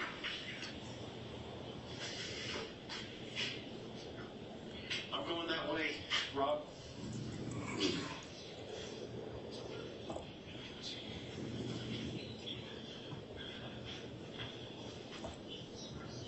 box going up to the second level of hole 175.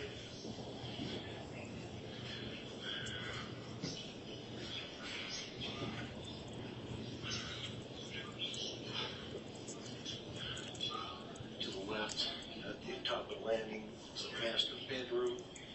Bed. A bath and closet area. On entering, no clothing left in this closet, shower.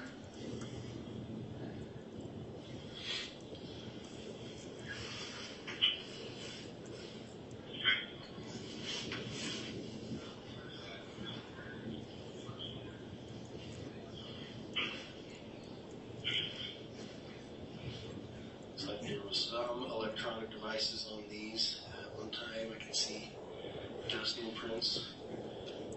What appears to be computers. Here's a printer. On this printer is a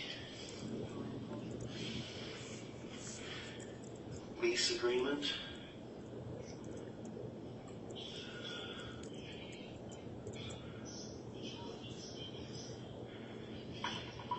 Looks like executed on October 1st, 2019. And it says a Lori Vallow, R-V-A-N, as the leaser. Coming out of master bedroom, hall adjoining a laundry room to the right. Continuing down the hall to the left, a furnace, water heater, closet. Opposite that is a bathroom.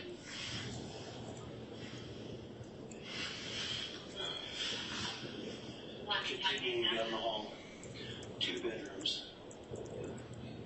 One to the south, one to the north of the hallway. This is the one to the south. A single bed, a double bed, a closet containing a couple coats, 1 empty box, a fan, some empty hangers, what appears to be a bedspread, and this box here that appears to have possibly winter clothes, female winter clothes inside. Continuing to the other bedroom,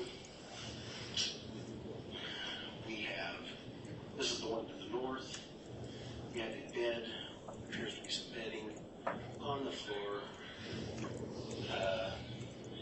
We have 3 cases here, all containing guitars.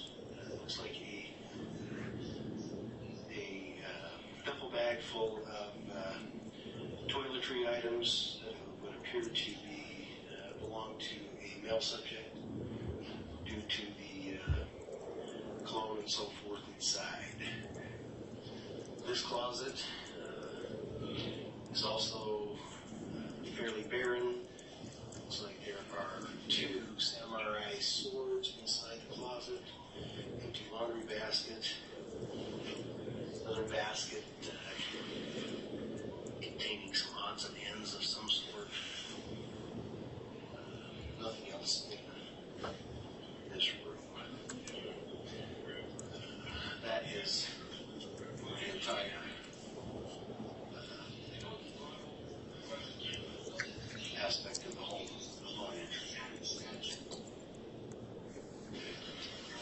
I'm videoing.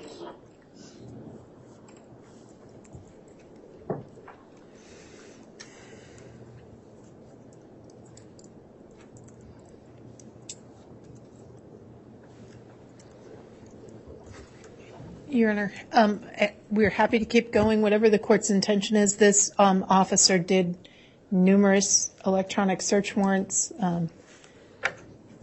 So you tell me how you want to proceed, and I will, of course, do it. All right. Well, I know we aren't going to be on tomorrow. However, I still want to keep with our trial calendar, so we are at that time. I would suggest we'll adjourn if this is a good time in your examination to do so. Yes, sir. Okay. So, ladies and gentlemen of the jury, then we will go ahead and resume again on Monday. And with the 3 days now, again, I'll tell you specifically, as I've told you every day before, please follow the court's admonishment to not talk about this case with anyone else or amongst yourselves while you're on this break. Please do not do anything to investigate the case. Don't look up any of the news coverage of the case. Don't follow any stories that are reporting on the case. I very much appreciate how you have continued to follow this admonishment every single day, every one of you. Your jury service is greatly appreciated by the court and by the parties. So with that in mind, we will recess for the day and we'll resume again at 8:30 on Monday for what I believe should be a full trial next week. Full week of trial, I should say, next week. So with that in mind, we'll adjourn for the day. All right, please.